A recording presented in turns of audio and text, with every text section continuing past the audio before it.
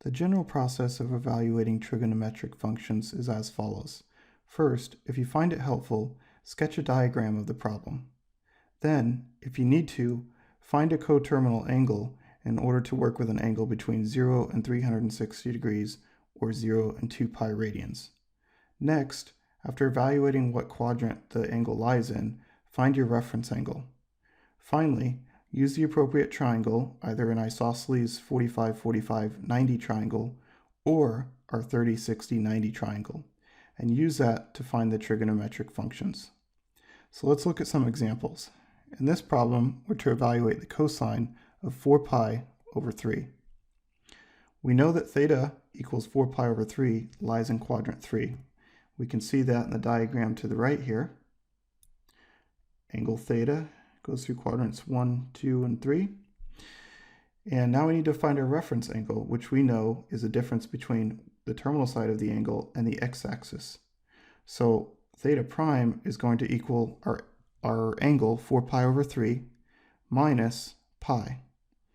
If we use a common denominator of 3, we have 4 pi over 3 minus 3 pi over 3 equals pi over 3, our reference angle.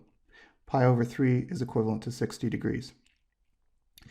Now we can label the sides of our triangle with the perspective that it lies in the third quadrant. So if we look at the image of the triangle below, we have our reference angle pi over 3. The triangle is drawn so that it looks like it's in the third quadrant. And we know from our 30-60-90 triangle that the side opposite 60 degrees is square root of 3 over 2, and the side adjacent to 60 degrees is 1/2.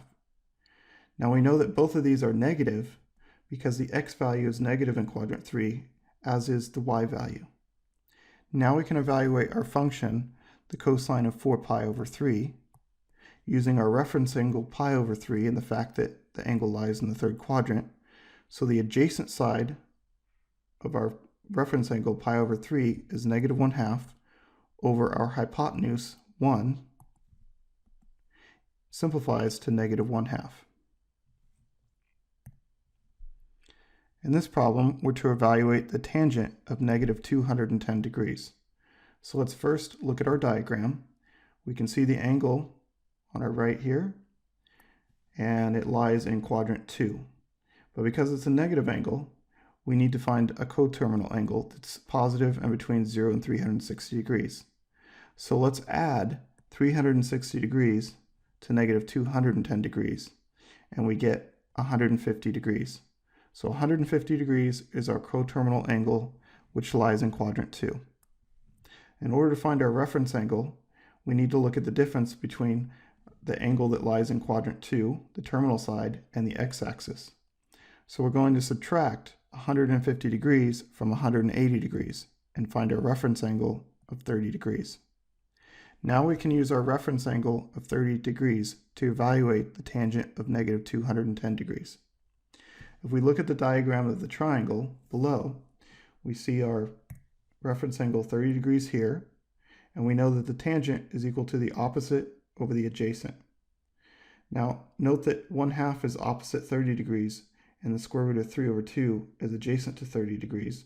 And because we're in quadrant 2, the x value is negative, so square root of 3 over 2 is negative, and the 1/2 that's opposite 30 degrees is a positive y value, so it's positive.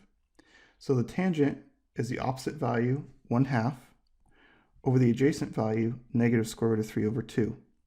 So since we're dividing by a fraction, we're going to multiply the numerator, 1/2, by the inverse of the denominator, negative 2 over the square root of 3.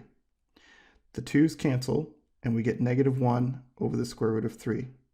We're going to rationalize the denominator by multiplying by both the square root of 3 in the numerator and the denominator.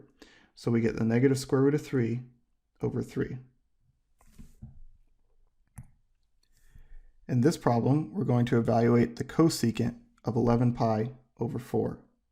Again, let's look at our diagram to the left, and we see that when we go around 11 pi over 4, we're going to have a coterminal angle because it's greater than 2 pi. So we need to subtract 2 pi, which is 1 revolution, to find a coterminal angle between 0 and 2 pi radians. So we're going to take our 11 pi over 4, we're going to subtract 2 pi, we're going to use a common denominator of 4. So we have 11 pi over 4 minus 8 pi over 4 equals 3 pi over 4. So our coterminal or equivalent angle to 11 pi over 4 is 3 pi over 4. And that lies in quadrant 2. Now we can find our reference angle, and because our angle lies in quadrant, or theta lies in quadrant 2, we're going to subtract 3 pi over 4 from pi. Using a common denominator of 4, we have 4 pi over 4 minus 3 pi over 4 equals pi over 4. So pi over 4 is our reference angle. Because pi over 4 is equal to 45 degrees, we know we're going to be using a 45, 45, 90 degree triangle. And because we're going to be in quadrant 2, we know that our y value, the side opposite our reference angle, is going to be positive, and it's going to be a positive square root of 2 over 2, and that our adjacent side and x value is going to be negative in quadrant 2, so we're going to have a negative square root of 2 over 2. So going back to our original problem, to evaluate the cosecant of 11 pi over 4, when our reference angle is pi over 4 and our angle lies in quadrant 2, we know that the cosecant is equal to the hypotenuse, which is 1, over the opposite side, which is a positive square root of 2 over 2. Since we're dividing by a fraction, we're going to multiply the numerator by the inverse of the denominator, so we have 1 times 2 over the square root of 2, which is 2 over the square root of 2. To rationalize the denominator, we're going to multiply both the numerator and the denominator by the square root of 2 over 2. So we get 2 times the square root of 2 over 2. The 2's cancel, and we're left with the square root of 2. Go ahead and pause the video and try this problem on your own and restart it when you're finished. In this problem, we're going to evaluate the sine, cosine, and tangent of theta when theta equals negative 4 pi over 3. Now, since we have a negative angle, this is a clockwise angle, we're going to add 2 pi in order to get back to a positive angle, or find it equivalently to find a coterminal angle. So we're going to start with negative 4 pi over 3, and we're going to add 2 pi.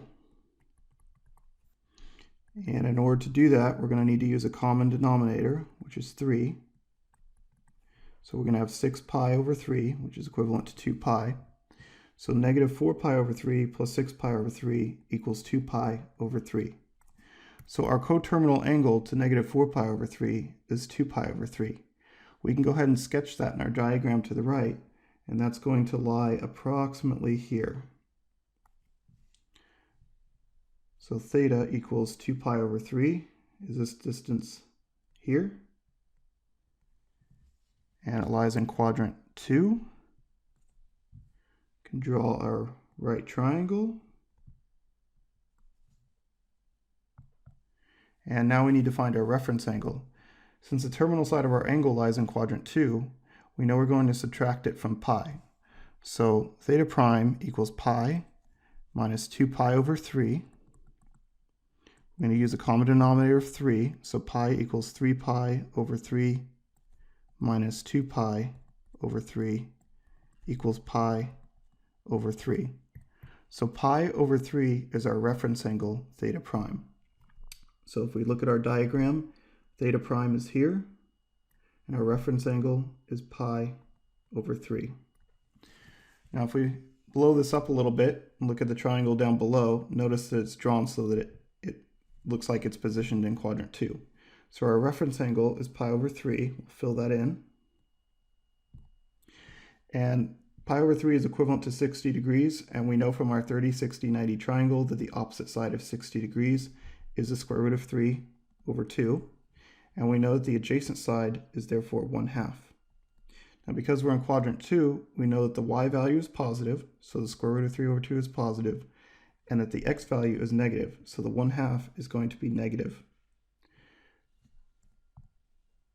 We also know that the hypotenuse is equal to 1, because the radius of the unit circle is equal to 1. Now that we know all the sides of the triangle, we can evaluate our trigonometric functions. So the sine of negative 4 pi over 3, using pi over 3 as a reference angle in quadrant 2, and since the sine equals opposite, so square root of 3 over 2, over the hypotenuse, 1, then we know that the sine of negative 4 pi over 3 equals the square root of 3 over 2. The cosine is equal to the adjacent side over the hypotenuse. So our adjacent side is negative 1/2 over our hypotenuse of 1, which simplifies to negative 1/2. The tangent of negative 4 pi over 3 then is the opposite side, positive square root of 3 over 2, over the adjacent side, negative 1/2. So we're dividing by a fraction, so we're going to multiply the numerator, square root of 3 over 2, times the inverse of the denominator, negative 2 over 1. We can see that the 2's cancel, and we're left with the negative square root of 3 over 1, or just negative square root of 3.